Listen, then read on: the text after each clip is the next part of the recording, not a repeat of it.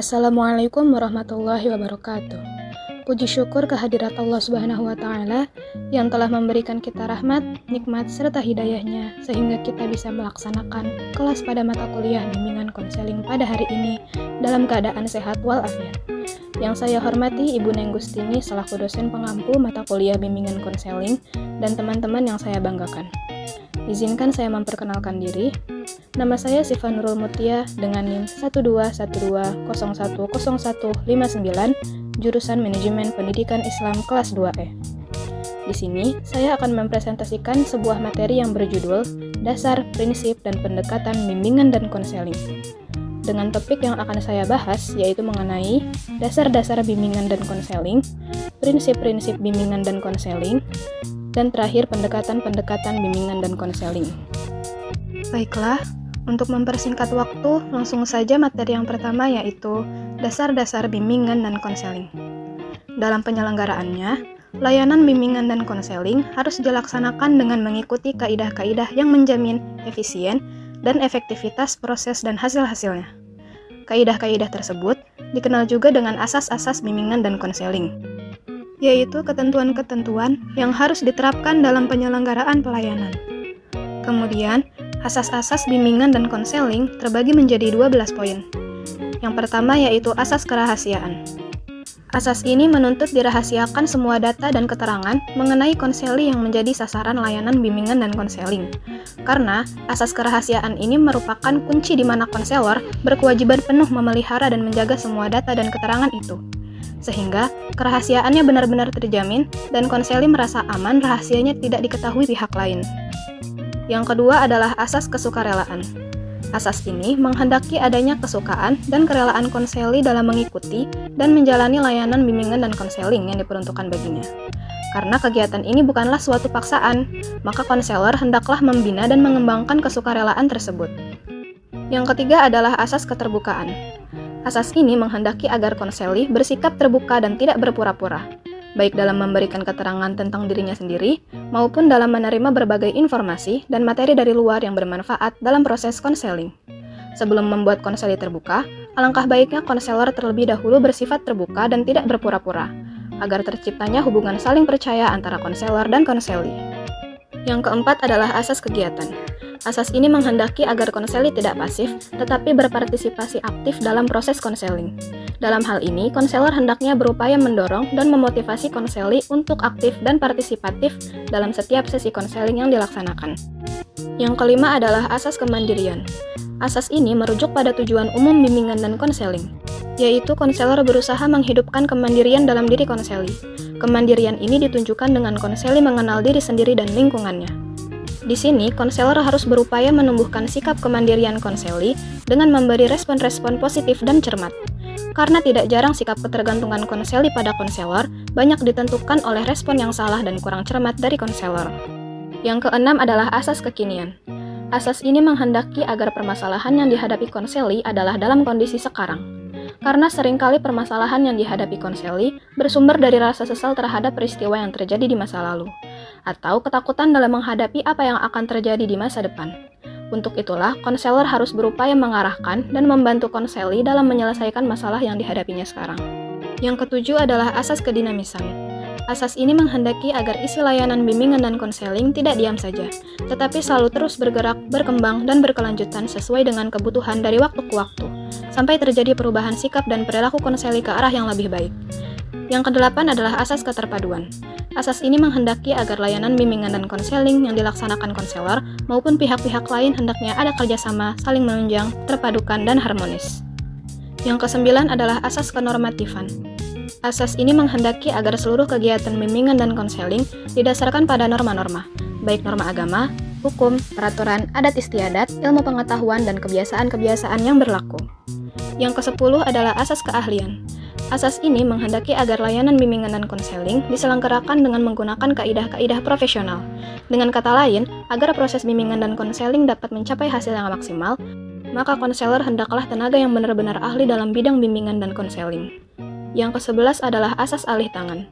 Asas ini menghendaki agar konselor menyadari keberadaan dan keterbatasannya.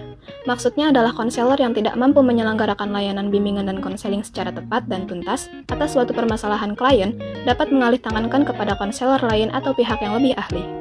Yang ke-12 adalah asas Tutwuri Handayani.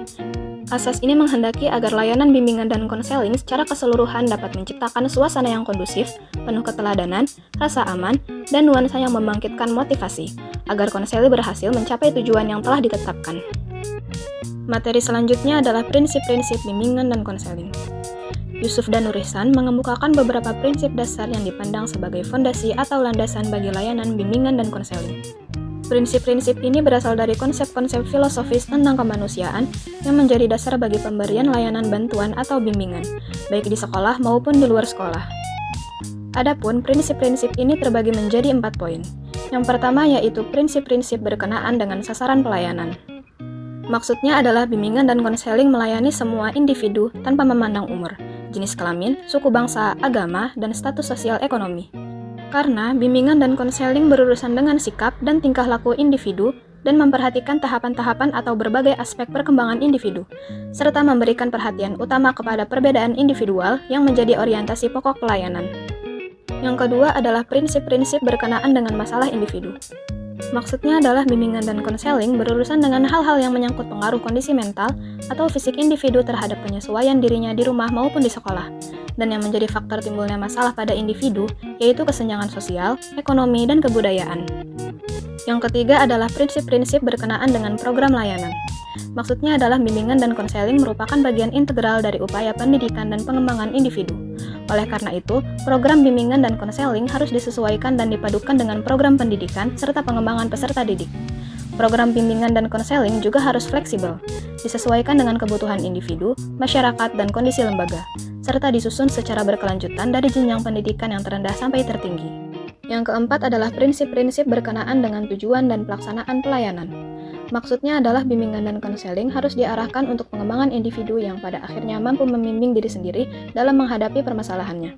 Dalam pelayanan bimbingan dan konseling, permasalahan konseli harus ditangani oleh tenaga ahli dalam bidang yang relevan dengan permasalahan yang dihadapi.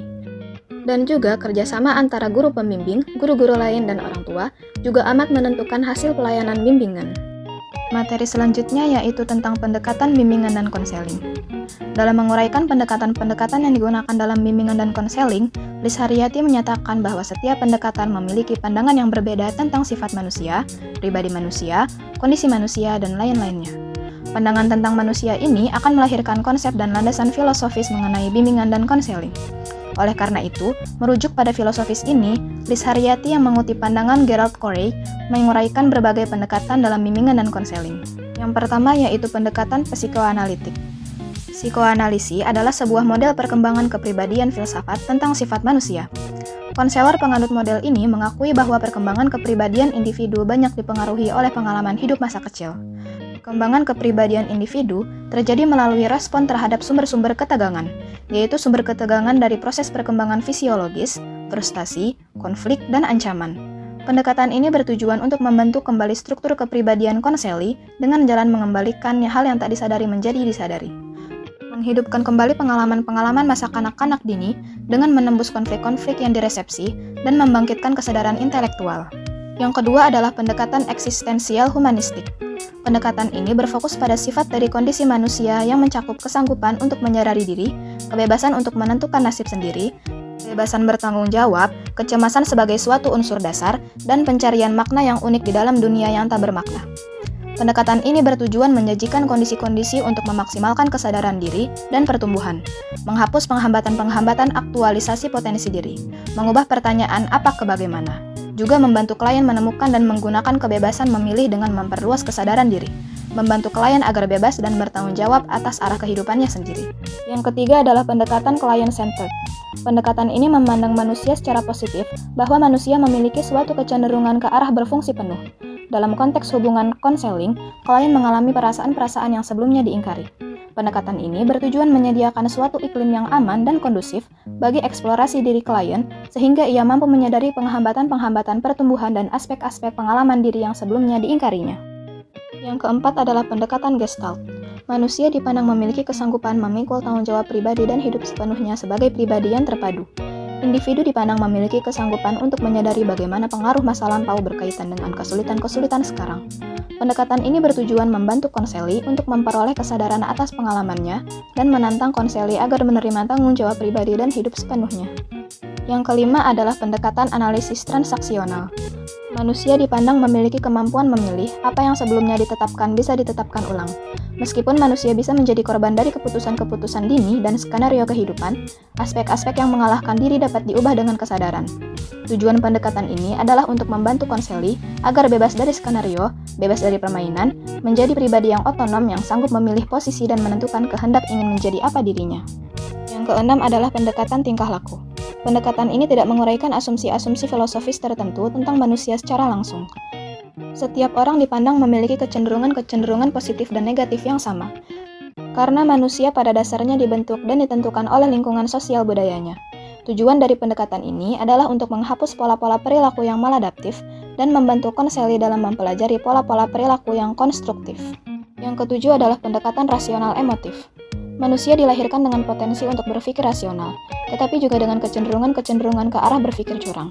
Maka pendekatan ini bertujuan untuk menghapus pandangan hidup konseli yang mengalahkan dirinya dan membantu konseli dalam memperoleh pandangan hidup yang lebih toleran dan rasional. Yang kedelapan adalah pendekatan realitas. Pendekatan realitas berlandaskan motivasi pertumbuhan dan antideterministik. Menurut Deddy Supriyadi, bimbingan dapat dilakukan secara individual dan kelompok. Bimbingan yang dilakukan dengan pendekatan perorangan disebut juga dengan bimbingan individual. Sedangkan bimbingan kelompok seperti beberapa orang yang bermasalah sama dan berkumpul untuk membahas persoalannya dalam kelompok di bawah pimpinan seorang pembimbing atau terapis. Sekian presentasi dari saya, semoga materinya dapat dipahami, dan mohon maaf apabila terdapat banyak kesalahan dalam penyampaian. Saya Siva Nurul Mutia pamit undur diri. Wassalamualaikum warahmatullahi wabarakatuh.